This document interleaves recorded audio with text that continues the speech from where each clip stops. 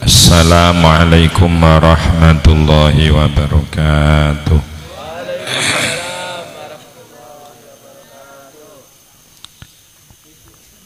Ala adatina inda iftitahi majalisina bisirul fatihah.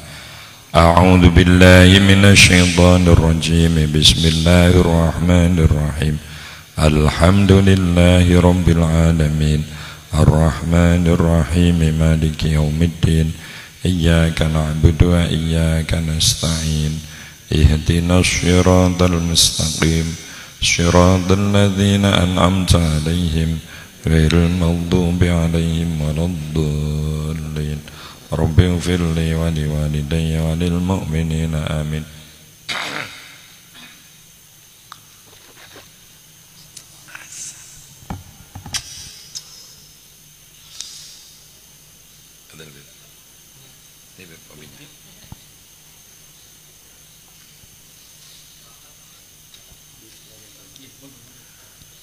Alhamdulillah wassalatu wassalamu ala rasulillah wa ala alihi wa ashabihi wa man tabi'ahudah amma ba'd. Sedaya para habaib ingkang kula mulyakaken, Habib Ismail, Habib Ahmad lan sanes-sanesipun, sedaya romo yai, hadirin hadirat utaminipun Sahibul Bait Mas Haji Rahimin lan sedaya keluarganipun, sederek-sederekipun.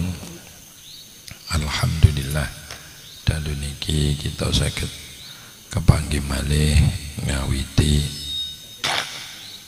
selapanan ingkang sampun kita ayahi saderengipun. Mugi-mugi pembukaan niki mangke dados lancar sak terasipun. Amin Allahumma amin. Para rawuh ingkang kula mulyakaken, terkadang manungsa niku saking gedene rahmate Allah ngesek ora sadar nek dirahmati. Saking kathahe pertolongane Allah ngantos mboten ngertos nek sebetulnya kita niki selalu ditulung dening Allah Subhanahu wa ta'ala. Ingkang langkung istimewa malih agenge pertolongane Allah, apapun yang menjadi kebutuhan pokok bagi manusia yang sebetulnya nilainya sangat besar, tapi karena Allah membuat sebanyak-banyaknya, terkadang manusia tidak menyadari kebesaran nikmat yang diberikan Allah tadi. Baik itu berurusan duniawiyah utawi ukhrawiyah. Sampun sering kula aturaken perkara sing nilaine tinggi urusan duniawiyah, tapi mergo Allah membuat dalam hitungan yang tidak sedikit ngesek manusa mboten sadar gedene nikmat wau. Napa niku diantarane toya, nggih ya. Toya niku 1 liter. Seandainya Allah membuat sulit 1 liter 1 juta laku. Karena manusia tanpa air tidak bisa hidup. Bahkan Allah menciptakan segala sesuatu itu dari air. Wa khalaqna minal ma'i kulla syai'in hayy. Saking banyaknya Allah menciptakan garam sehingga manusia tidak menyadari kalau garam itu sebetulnya nilainya mahal. Kalau garam dibikin sedikit oleh Allah, harganya 1 kilo 100.000, 300.000 akan dibayar, karena tidak ada makanan enak tanpa garam. Tapi manusia terkadang tidak dianggap sebuah nikmat yang besar karena Allah menciptakan dalam jumlah yang besar. Dalam urusan ukhrawiyah pun seperti itu.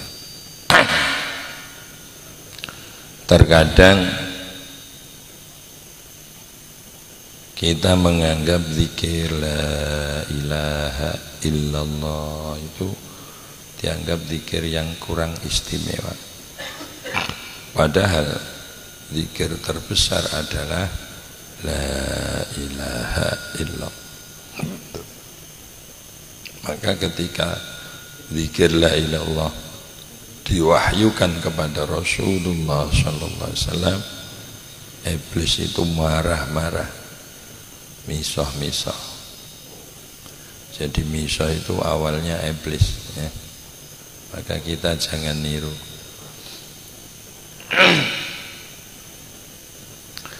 Ketika zikir la ilaha illallah diwahyukan kepada Rasulullah, iblis ngamuk-ngamuk, kurang ajar. Manusia tak kuda sedemikian rupa, baca la ilaha illallah, lebur itu dosa. Akhirnya semua anak buah dikumpulkan, biarkan manusia diberi senjata yang luar biasa. Tapi bagaimana agar senjata itu tidak bisa maksimal di dalam faedahnya. Akhirnya manusia terkadang masih zikir tapi tidak ada nilai yang istimewa karena di dalam berzikir menuruti kehendak nafsu. Akhirnya kehebatan zikir menjadi hilang. Begitu juga yang baru saja Allah memberikan pertolongan terhadap kita semua, rahmat yang sangat besar kepada kita semua, yaitu puasa di bulan Ramadan. Baru saja kita selesaikan tugas besar ini, sehingga terkadang manusia tidak menganggap kalau puasa itu luar biasa, padahal puasa itu punya manfaat yang sangat besar. Seperti apa kebesaran bulan puasa dan seperti apa manfaat dari bulan puasa? Disadari atau tidak, percaya atau tidak, manusia ini punya musuh yang tidak pernah lepas mengintai manusia dalam setiap detik dan dimanapun. Apa itu? Satu, setan. Dua, nafsu masing-masing. Ini musuh manusia dimanapun. Satu, setan. Dua, apa? Nafsu. Setan itu tidak pernah henti-hentinya mengintai dan menghancurkan manusia. Bahkan sumpah yang diucapkan setan di hadapan Allah ketika diusir dari surga, la ughwiyannahum ajmain illa ibadaka minhumul mukhlas. Ya Allah, sungguh akan kusesatkan semua anak Adam. Masya Allah, cita-cita kok ngono, menyesatkan semua anak Adam. Tidak peduli itu kiai, tidak peduli itu pejabat, tidak peduli orang kaya, tidak peduli orang miskin, akan disesatkan oleh iblis. Illa ibadaka minhumul mukhlasin, kecuali hamba-hambamu yang ikhlas. Maka orang ikhlas itu syiriannya setan, ya. Kiai kalau tidak ikhlas, setannya banyak, kanan kiri depan belakang, ya. Selama tidak Nabi. Pejabat yang tidak ikhlas akan diroyok kanan kiri depan belakang. Pegawai siapa saja, tapi tukang batu yang ikhlas akan ditakuti oleh setan, dijauhi oleh setan. Tukang parkir yang ikhlas, ikhlasnya tukang parkir itu gimana? mau berangkat, ya Allah, seandainya saya disuruh pilih, saya tidak akan mau jadi tukang parkir. Saya kepinginnya ya yang bawa mobil. Tapi karena ini adalah pembagian dari Allah yang tidak akan mampu ada manusia menolak, baik itu tukang parkir, jadi polisi, bakul telo, ya, konglomerat, maka saya lakukan dengan senang hati, ya Allah, agar anak istri saya bisa makan meneruskan ibadah. Masya Allah, tukang parkir yang ikhlas, setan minggir. Ya, yang tidak ikhlas, setan tidak takut, diroyok. Jangankan kita orang awam, sedang zikir itu loh diroyok kalau tidak ikhlas. La ughwiyannahum ajmain illa ibadaka minhumul mukhlasin. Kiai orang ikhlas diroyok. Sampeyan roh ta ora kula diroyok setan? Ini wonten. Wonten ta mboten? Mboten enten menawa ikhlas aku.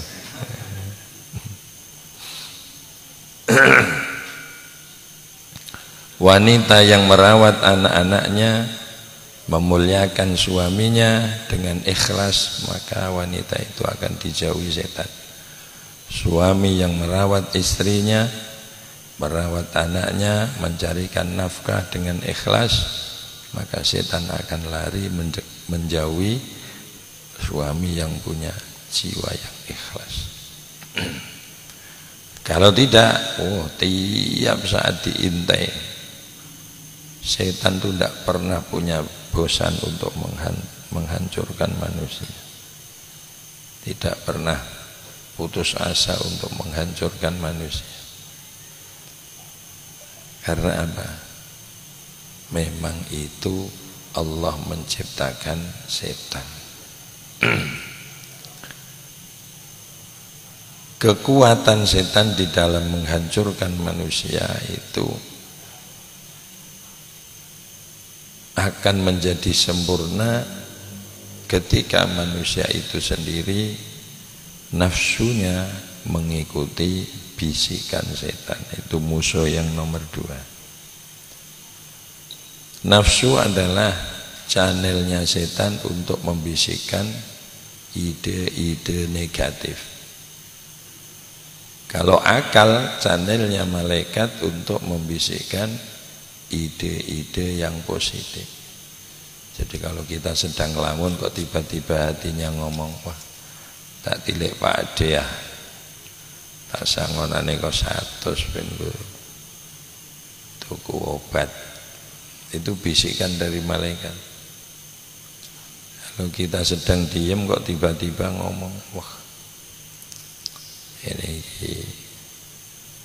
marani si fulanah genah. Bisikan-bisikan itu adalah dari setan. Maka antara akal dan nafsu selalu berkecamuk, perang, ingin saling menguasai. Jahat-jahatnya makhluk adalah orang yang akalnya menuruti kemauan nafsunya. Itu jahat-jahatnya makhluk.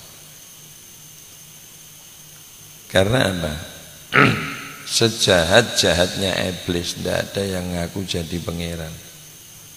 Loh kok ada manusia ngaku jadi pangeran? Lebih jahat mana iblis dengan Fir'aun? Lebih jahat Fir'aun ya, karena ngaku jadi Tuhan. Sebaik-baik manusia adalah orang yang nafsunya mengikuti akalnya. Maka para nabi punya derajat di atas para malaikat.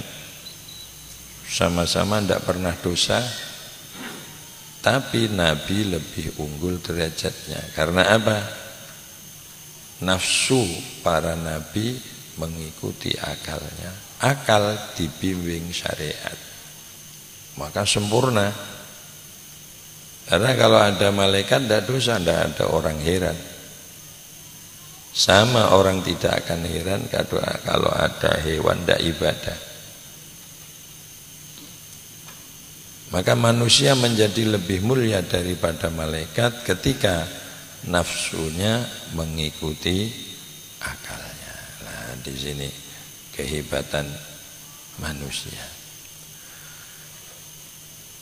Keberadaan setan menjadi musuh manusia ini sampai Allah memperingatkan, inna syaitana aduun fattakhiduhu aduwa. Ketahuilah bahwa setan itu musuh, maka jadikanlah musuh. Aneh apa ndak ini dawuhnya? Wis dikandani setan ku musuh, mulane dadekno musuh. Kok leren dimboi setan adalah musuh, maka jadikanlah ia musuh. Karena banyak orang yang justru setan dijadikan teman. Ya. Siapa yang datang ini yang tidak pernah ngerasani wong, wajai? Coba siapa? Kalau disuruh ngacung, saya nomor 1 tidak ngacung. Siapa yang ada di sini yang tidak pernah ngapusi orang lain? Aku kan, anak, oh ngapusi anak kan oleh, sapa sing kondo oleh? Ada orang masyhur dengan ahli hadis, orangnya masih sepuh, sudah sepuh. Imam Bukhari dengar kabar ada orang ahli hadis. Beliau ingin sowan, ingin meminta berkah dan tahu tentang hadis itu. Akhirnya tanya, ditunjukkan itu rumahnya. Dari jauh sudah kelihatan orangnya sedang keluar. Sampai di luar, Imam Bukhari melihat dari kejauhan, ngundang ayam. Kur. Nah, itu bahasa Jawa, ini bahasa Arabnya mbok piye? Kur. Saya kira juga ndak kur itu. Lah ayam datang tidak dikasih apa-apa. Imam Bukhari langsung kembali pulang. Loh, katanya sampean mau mencari hati, iya. Kan sudah ketemu orangnya, belum. Lah kok kembali pulang? Ayam saja ditipu. Bayangkan, kalau kita menipu ayam itu dosa apa enggak? Jangankan ayam, yang punya ayam saja ditipu. Itu kehati-hatian ulama-ulama zaman dahulu. Kembali tidak jadi ngaji. Kalau sampai ikut ini, saya tidak ada yang dengarkan. Kalau sampai ikut Imam Bukhari semua, ojo ngaji Asnawi, menggane ngapusi. Itu baru ayam loh yang ditipu, langsung kembali pulang. Maka di sini yang hadir rawuh di sini sering menjadikan setan sebagai teman. Maka di-warning oleh Allah, inna syaitana aduun fattakhidhuhu aduwa. Ketahuilah bahwa setan itu musuh bebuyutan, maka jadikanlah ia musuh, jangan kau jadikan teman. Yang nomor 2 adalah nafsu. Seperti apa bahayanya nafsu? Rasulullah sallallahu alaihi wasallam selesai perang Badar, perang di mana umat Islam 313, orang kafir 1000, 1 lawan 3. Kalau 1 lawan 3, yang 1 bawa pedang, bawa perisai, bawa kuda, yang 3 juga begitu. itu masih lumayan. Yang satu tidak bawa apa-apa, yang tiga bawa pedang, bawa perisai, naik kuda. Karena perang Badar yang naik kuda hanya berapa gelintir. Semua lari, semua tangan kosong, dapat batu, lemparkan batu, dapat pasir, sawurkan pasir. Satu musuh, tiga. Sahabat ada yang tangannya putus, ada yang gegernya robek. Rasulullah dawuh, baru saja kita pulang dari perang kecil dan menghadapi perang besar. Tidak ada sahabat yang tidak melongok, ini Rasulullah ini gimana, perang kecil gimana, tangan kendir-kendir perang kecil, punggung sobek 15 cm, perang kecil ini gimana Rasulullah? Ya Rasulullah, apa ada perang yang besar melebihi Badar? Ada. Apa ya Rasulullah? Memerangi nafsu masing-masing. Itu melebihi perang Badar, Masya Allah. Kenapa seperti itu? Coba kita amati dawuh Allah Subhanahu wa ta'ala menerangkan tentang bahayanya nafsu. Innan nafsala ammaratum bisu.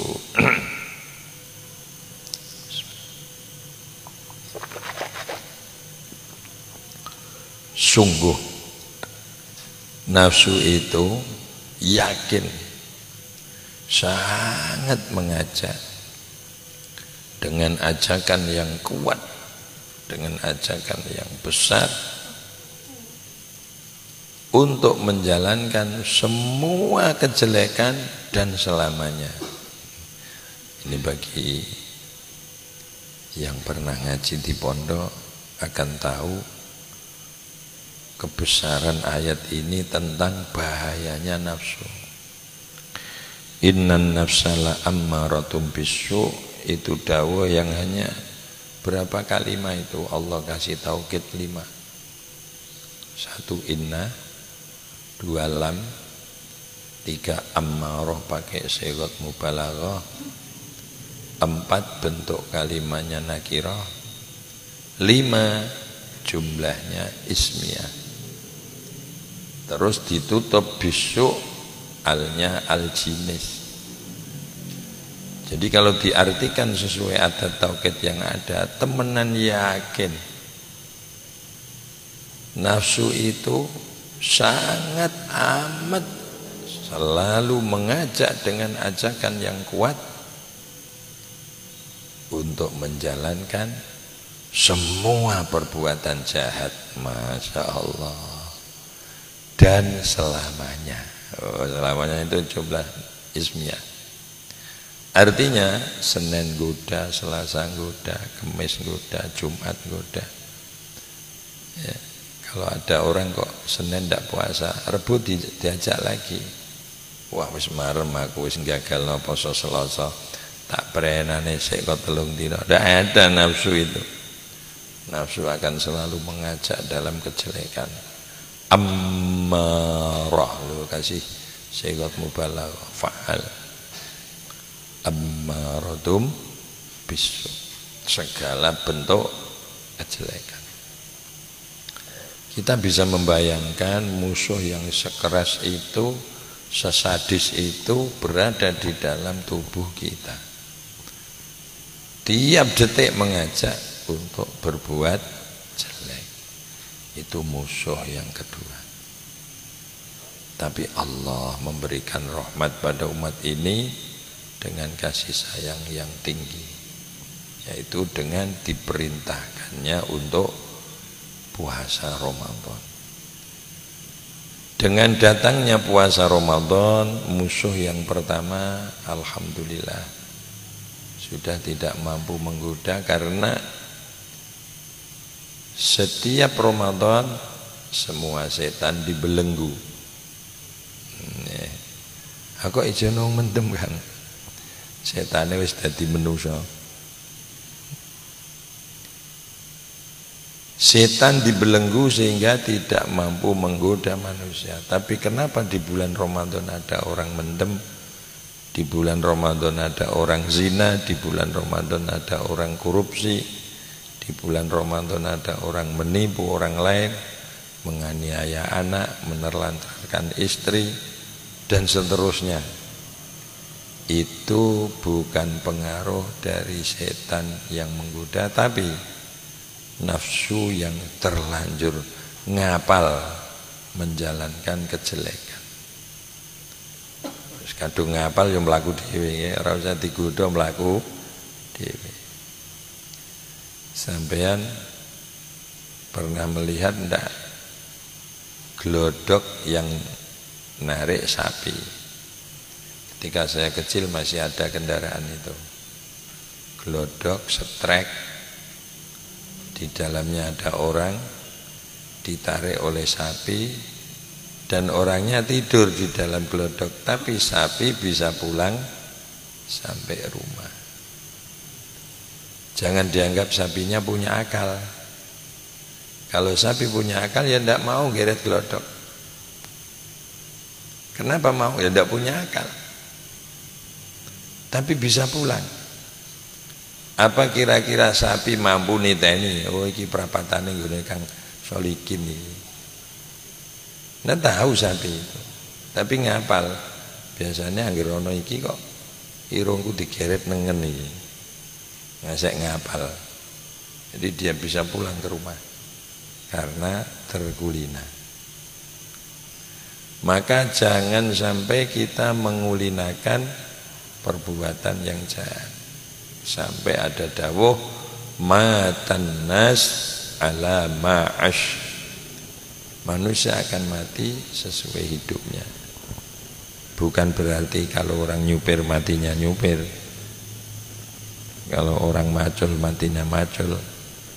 Matan nas ala ma'ash, manusia biasanya mati sesuai ketika hidup. Artinya kalau perbuatannya jelek, mudah-mudahan ya matinya baik, tapi biasanya matinya juga jelek. Kalau perbuatannya baik, maka wafatnya pun akan baik. Walaupun mungkin satu di antara 1 juta Allah membikin orang yang perhariannya baik tapi matinya su'ul khotimah. Na'udzubillah min dzalik. Walaupun 1 dalam 1 juta.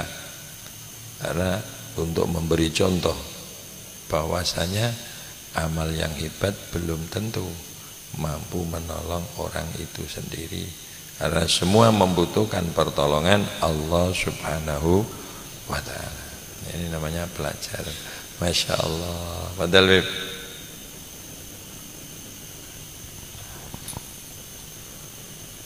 yang nomor 2, pertolongan Allah di bulan Ramadan. Masya Allah.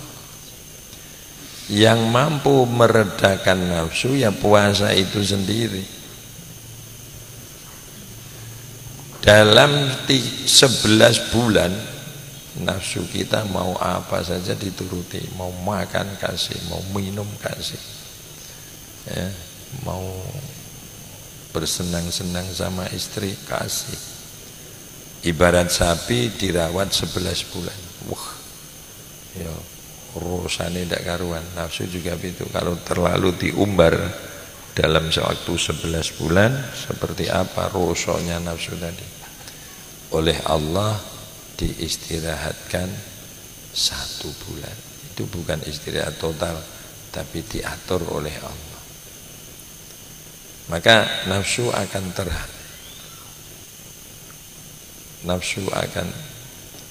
terhindar dari perbuatan jelek dengan puasa Ramadan. Setelah selesai, masuklah kita di dalam rahmat Allah yang besar lagi, yaitu masuk di hari raya atau Idul Fitri. Kenapa dinamakan Idul Fitri? Idun artinya kembali, Fitri naluri kesucian manusia. Karena naluri manusia itu suci. Naluri dasar manusia itu Islam. Maka Allah tidak pernah menciptakan bayi lahir kafir. Allah tidak pernah menciptakan bayi lahir jahat. Ya.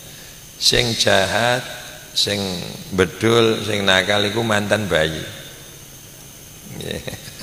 Ramadan udut iku mantan bayi. Ya, Ramadan mendem mantan bayi.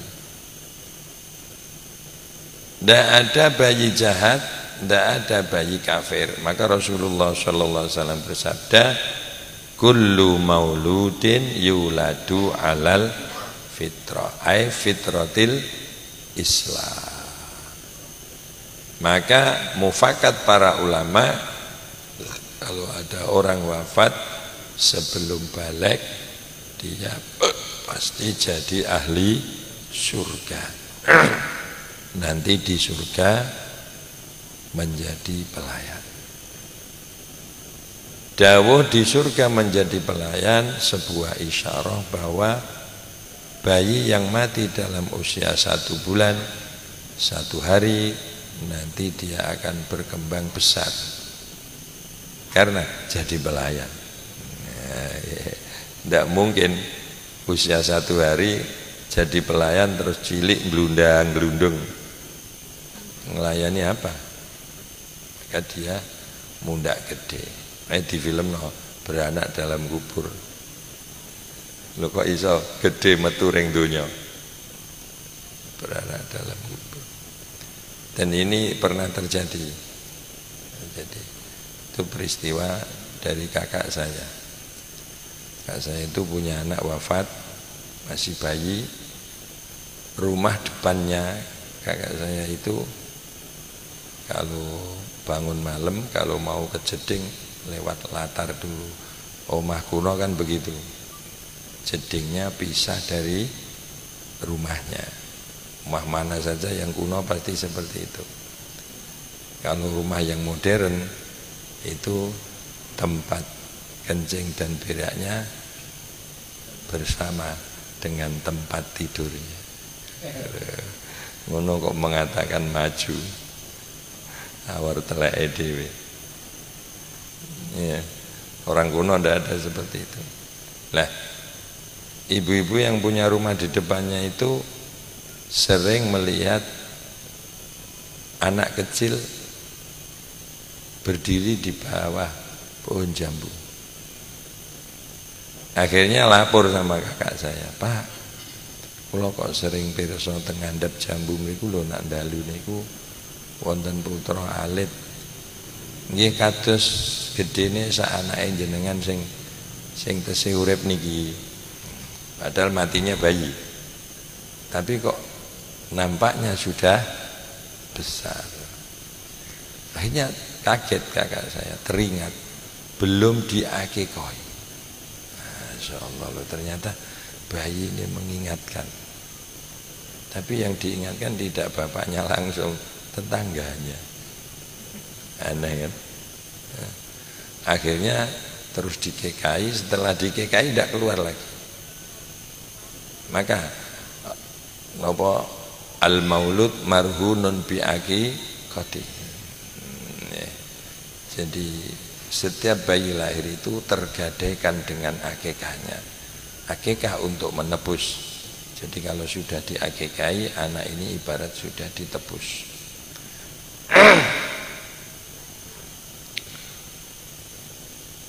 Nafsu yang telah dimudahkan oleh Allah untuk dikuasai dengan berpuasa, akhirnya masuk di Aidul Fitri. Orang Indonesia mengatakan hari raya. Kenapa hari raya? Karena ada yang dirayakan. Apa yang dirayakan? Sebuah kemenangan. Menang dari apa? Dari dua musuh yang besar sekali pengaruhnya, yaitu satu setan, dua nafsu kita masing-masing tadi. Maka yang merayakan hari raya orang yang berpuasa.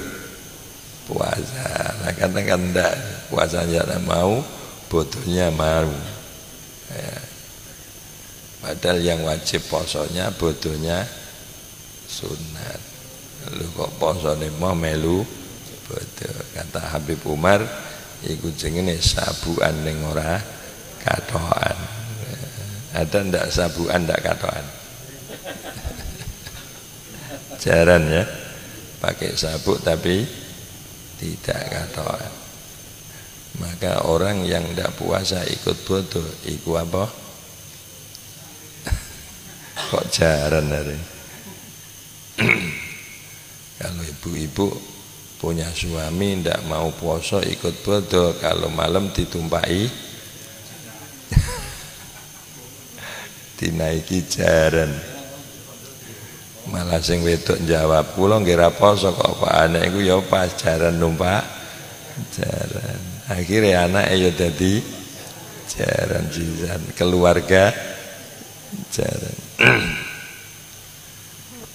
Allah telah memudahkan dengan cara seperti apa Allah memudahkan? Coba diangan-angan. Dengan diwajibkannya puasa. Sekelas kita kalau tidak diwajibkan tidak akan berhasil apa-apa. Maka di antara hikmah amal ada yang diwajibkan untuk walaupun terpaksa sedikit-sedikit tapi punya amal. Sekelas kita kalau tidak wajib mau melakukan apa enggak? Belum tentu. Sekelas kita kok. Beda para wali. Jangankan yang wajib, yang sunat saja tapis semua. La yazalu abdi yataqarrabu ilayya niku. Mudah jadi wali itu kalau amal sunat sudah tapis semua. Hatta akuna sam'ahu alladhi yasma'u bihi wa basarahu alladhi yubsiru bihi wa yadahu allati yabtishu biha. Itu setelah amal-amal sunat ditapisi semua. Lah kita sulit untuk jadi wali karena yang sunat tidak dijalankan. Jadi di antara hikmah amal ada yang diwajibkan agar terpaksa sedikit-sedikit tapi terselesaikan. Karena kelasnya kelas awam. Teori ini ditiru Bapak Ibu guru TK, SD, MI. Ada nabung wajib. Ada anak TK kok akhir tahun punya uang 300.000 karena ada nabung wajib. Karena anak ini kalau tidak dikasih nabung wajib, semua habis dibuat jajan. Kalau Allah tidak mewajibkan Ramadan, puasa, sholat 5 waktu, habis kita buat dolan waktu ini. Buktinya yang sunat-sunat tidak tercakup. Nah, maka Allah sangat luar biasa di dalam menolong hambanya dengan diperintahkannya puasa dengan perintah wajib. Jangan kok malah wah poso diwajibno barang ku apa lho. Wong ra ketang sithik-sithik lah ben dicelengan. Nanti ya polos ndak punya apa-apa. Karena sekelas kita.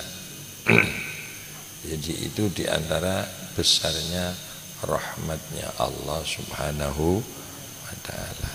Maka kenapa di hari raya disuruh untuk saling minta maaf? Sebetulnya minta maaf tidak hanya di hari raya, tapi di hari-hari selain hari raya itu juga diwajibkan untuk bertobat, minta maaf baik dengan Allah ataupun dengan sesama. Yang dengan Allah sudah dicontohkan oleh Rasulullah, man shoma ramadhana imanan wa ihtisaban ghufira lahu ma taqaddama min dhanbi wa ma ta'akhkhar. Jadi hakikat berpuasa adalah halal bihalan terhadap Allah. Sekarang masih ada dosa yang lain, yaitu yang berhubungan dengan sesama adami. Ini juga harus ada penebusan dosa. Cuma perjalanan waktu kurang kefahaman seseorang tentang sesuatu itu bisa bergeser nilai. Sekarang halal bihalal itu cok diartikan kumpul-kumpul mangan enak. Aja lali ya, saya esok halal bihalale no hotel apa Pak? Aneh ndak? Wong halal bihalal kok sing ditakokno hotel apa? Aja lali ya, kemis halal bihalal. Menune apa Pak? Loh, kok menune? Terus mau apa itu di halal bihalal? Tidak ada permohonan maaf. Bahkan terkadang yang datang di situ saling tidak mengenal. Ya, instalasi apa mengadakan halal bihalal. Ini bukannya kok sok suci menyalahkan orang lain, tapi nilai dari halal bihalal itu belum tercakup. Karena tergeser dari nilai saling minta maaf menjadi makan enak, maka acaranya pun terkadang tidak islami. Aneh kan? Wong mau minta maaf kok justru mengawali kesalahan setelah suci didapatkan. Ya, maka kalau kita berhari raya merayakan kemenangan, sebetulnya ada pertanyaan terselip, wis menang temenan tah kowe kok mbok rayakno, nggih. Wis bener-bener menang tah kok mbok rayakno, merayakan kemenangan. Kembali pada kesucian, wis bener suci tah kok malah mbok kotorin neh. Nah, itu adalah pergeseran nilai. Mudah-mudahan dalam 1 tahun kemarin Allah mengampuni dosa-dosa kita dan untuk menggantinya dengan amalan yang baik. Untuk ke depan mudah-mudahan Allah selalu memudahkan. Khusus saya kepada Bapak Rohimin dan semua keluarganya, kalau ada salah mohon maaf. Terhadap para hadirin, mungkin ada jadwal yang saya rubah, waktu yang tergesa-gesa, itu semuanya agar bisa berjalan bersama-sama. Kurang lebihnya mohon maaf yang sebesar-besarnya. Kalau toh seandainya hadirin ada yang merasa salah kepada saya, sebelum sampai minta maaf sudah tak maafkan. Sebelum saya naik motor tadi sudah saya maafkan. Mudah-mudahan semua diterima oleh Allah SWT. Amin. Allahumma amin. Masih ada acara? Sampun. Mari kita berdoa halal bihalal untuk sempurnanya majelis. Doa saya berikan kepada Habib Abu Bakar Umar. Lupa. Tadi sudah. Loh, antum kan belum. Loh. Oh ngoten. Ayo nek toyo, nek ditari rabine milih ndi? Palih mawon.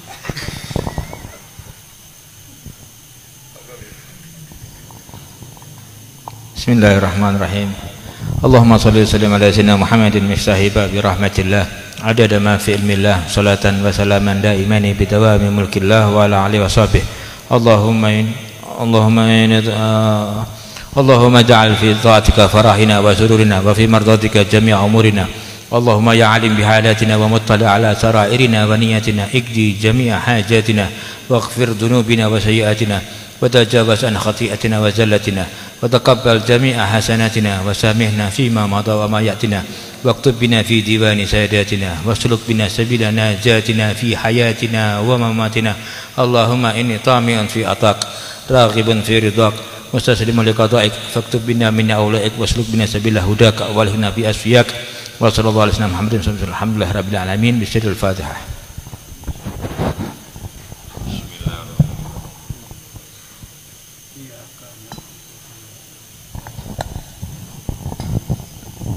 Acara selanjutnya kesehatan.